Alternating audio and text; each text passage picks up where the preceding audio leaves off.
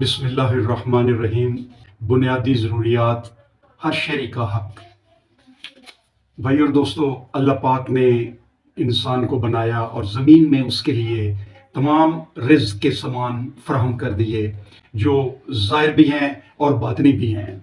اللہ پاک نے اپنی کتاب کا شروع اس چیز سے کیا ہے کہ الحمدللہ رب العالمین، سب تعریفیں اس اللہ کے لیے ہیں جو سارے جہانوں کو پال رہا ہے۔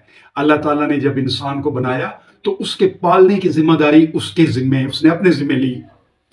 اب ظاہر ہے اگر اللہ کے نام کے اوپر حکومت بنتی ہے، اس کے نظام کو تسلیم کرتے ہوئے حکومت مارز وجود میں آتی ہے، تو اس حکومت کی ذمہ داری ہے کہ یہ لوگوں کی پرورش، لوگوں کی ضروریات زندگی فراہم کرنا، وہ اپنی ذمہ داری قبول کرے۔ پاکستان اسلامی جمہوریہ پاکستان ہے، اسلام کے نام پہ بنا ہے۔ تمام لوگوں کی بنیادی ضروریات پوری کرنا حکومت کی ذمہ داری ہے۔ بنیادی ضروریات، سب سے پہلے جو بنیادی ضرورت ہے وہ انسان کے رہنے کی جگہ ہے، مکان ہے۔ حکومت کے پاس زمین ہے، لوگوں کو مکان دینا حکومت کا فرض ہے۔ روزگار مہیا کرنا یہ حکومت کی ذمہ داری ہے، ہر آدمی کو اچھی زندگی گزارنے کے لیے وہ روزگار فراہم کرے۔ چاہے کاشتکاری ہے، اگر کوئی کاشتکار ہے، حکومت کے پاس زمین ہے، وہ حکومت کاشتکاروں کو زمین دے جس سے وہ اپنا کاشت کر کے اور وہ اپنی ضروریات زندگی پوری کرے۔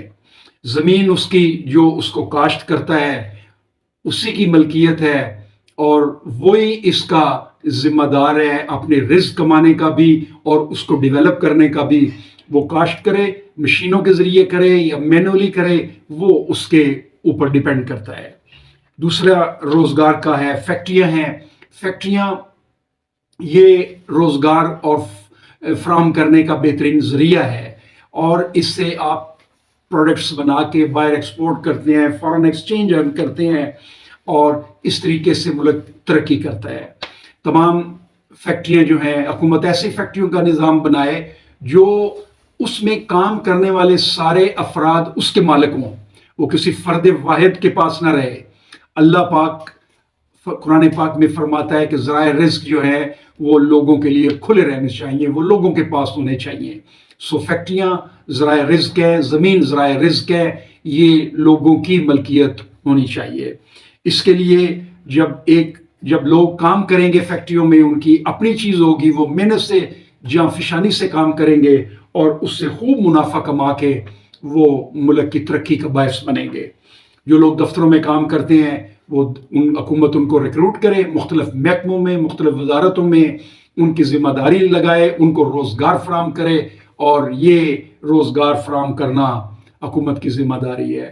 چوتھی کیٹیگری ہے کاروبار کی۔ اگر کوئی آدمی اپنا کاروبار کرتا ہے، حکومت اس کو سہولتیں فراہم کرے کہ وہ لوگ اپنا کاروبار سٹارٹ کرے، اور اس طریقے سے یہ روزگار کی فراہمی حکومت کی ذمہ داری ہے۔ تیسری ذمہ داری حکومت کی لوگوں کو تعلیم فراہم کرنا، بچوں کو تعلیم فراہم کرنا، کالجز اور یونیورسٹی کی لیول تک آگے تعلیم فراہم کرنا حکومت کی ذمہ داری ہے۔ جتنی قوم تعلیم یافتہ ہوگی اتنی حکمت اور وہ علم میں بلند ہوگی، اور جتنی بلند ہوگی اتنی وہ ترقی کرے گی۔ علاج فراہم کرنا حکومت کی ذمہ داری ہے۔ ہاسپٹل بنائیں، نچلی لیول سے لے کے تحصیل لیول سے لے کے آن ورڈ علاج کے لیے اسپتال کا ایک نیٹ ورک منظم کیا جائے تو ہر بندے کو علاج فراہم کرنا حکومت کی ذمہ داری ہے۔ پانچویں جو اہم ذمہ داری ہے وہ ہے انصاف فراہم کرنا۔ حکومت کی ذمہ داری ہے کہ وہ تمام جو لوگ ہیں ان کو انصاف فراہم کرے، اور انصاف بلا معاوضہ ہو، کوئی بندے کا خرچ نہ آئے، اور فوری فیصلہ 2، 4، 5، 10، 15 دن میں اس کا فیصلہ ہو جانا چاہیے۔ جو ہمارا مروجہ طریقہ کار ہے یہ تو فیل ہو چکا ہے، اس کی جگہ ایسا طریقہ کار اختیار کیا جائے جو فوری انصاف لوگوں کو فراہم کر سکے۔ اب ہم یہ کرتے ہیں کہ ایک بندے نے جرم کیا ہے، جس کے اوپر زیادتی ہوئی ہے، وہ ایف آئی آر درج کرتا ہے، حکومت ایف آئی آر درج کرتی ہے اور کر کے وہ دوسرے کو دے دیتی ہے۔ دوسرا اس میں سے چور دروازے نکال کے کئی وکیلوں کے ذریعے سے اس میں راستے نکال کے انصاف کو پیچیدہ بنا دیتے ہیں۔ حکومت کو یہ طریقہ کار اختیار کرنا چاہیے کہ جو آدمی جرم کرتا ہے اس کو بھی بلا لے، جس کے اوپر زیادتی ہوئی ہے اس کو بھی بلا لے، اس کی پوری انفارمیشن اس سے لے لے، وہ سیکرٹ رکھے، اور جس نے جو جرم کیا ہے اس کا بیان لے کے اس کو سیکرٹ رکھے، اور خود اپنی تحقیق کر کے فیصلہ کرے کہ کون صحیح ہے اور کون جھوٹا ہے۔ یہ طریقہ کئی عرب ممالک میں رائج ہے، اور ایون ہماری ملٹری کے نظام میں بھی یہ رائج ہے۔ تو اس سے ہم استفادہ اٹھانا چاہیے، اور ہر شہری کو انصاف کی فراہمی یقینی بنانی چاہیے۔ ہر شہری کے لیے سائنس اور ٹیکنالوجی اور اللہ کی آیات کے اوپر تحقیق اور غور و فکر کے لیے پلیٹ فارم فراہم ہونا چاہیے کہ جو اللہ پاک نے قرآن پاک میں فرمایا ہے ہم اس کے اوپر تحقیق کریں، ریسرچ کریں، آیات کے اوپر غور کریں اور اس سے رہنمائی حاصل کریں۔ اب سوال پیدا ہوتا ہے کہ وسائل کہاں سے آئیں گے؟